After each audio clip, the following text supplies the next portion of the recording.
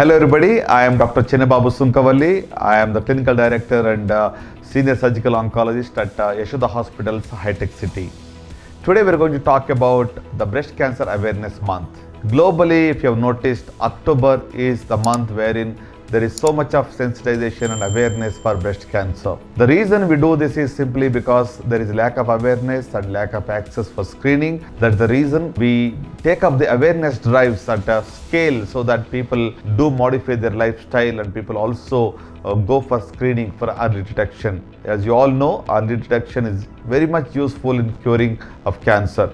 So if you want to know about the risk factors for breast cancer, I would say two factors. One is being female is a risk factor, and number two is growing older is a risk factor.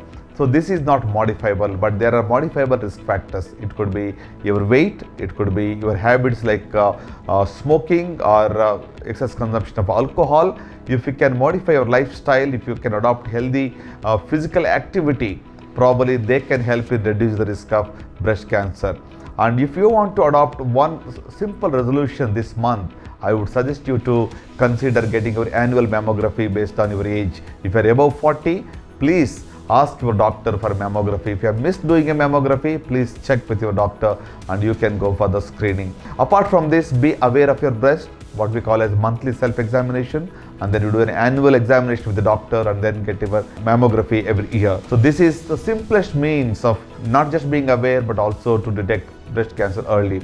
So I request each one of you to kind of think about your own health and let us spread the awareness and let us beat breast cancer. Thank you.